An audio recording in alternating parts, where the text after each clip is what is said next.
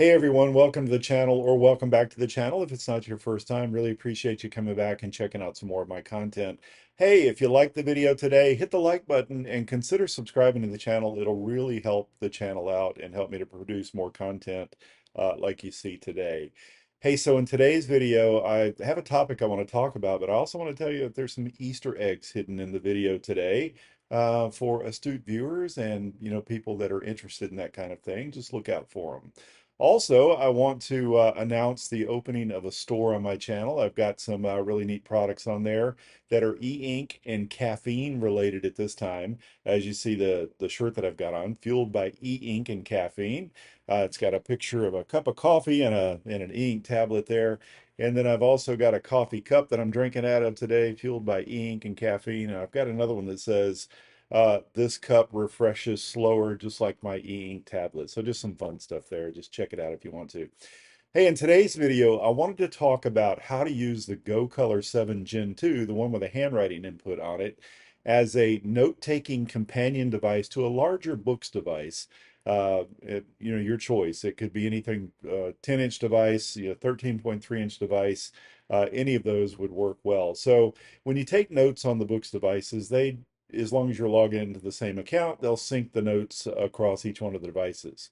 So let's dig into that real quick. All right, in my previous video on the Go Color 7 Gen 2, I talked about how I took this on a field trip for work. Field trip meaning it was overnight airplane ride, the whole 9 yards. And I used this exclusively when I was walking buildings for my job and interacting with other people. I used this exclusively for note taking during that field trip.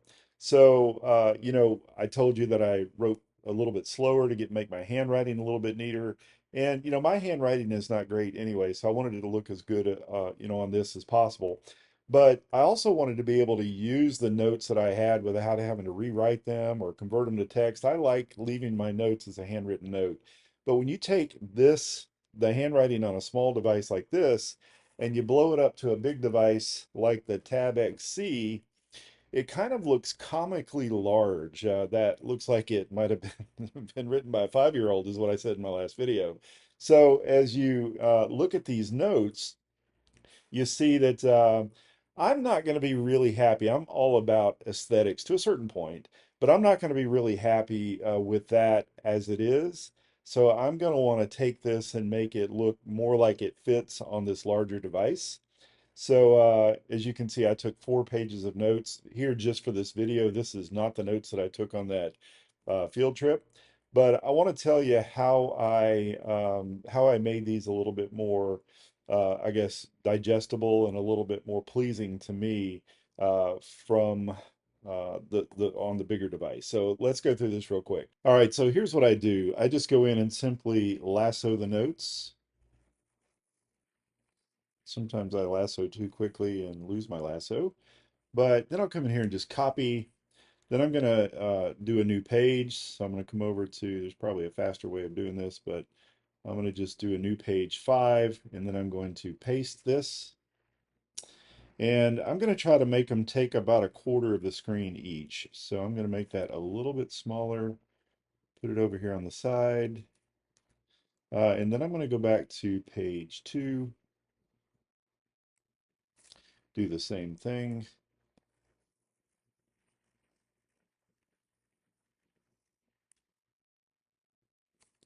Copy that, take it back to page 5,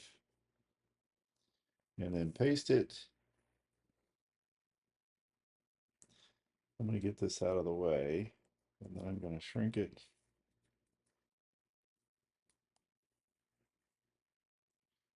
Bring it down here where I got the right side lined up, and then I'm going to expand it out a little bit.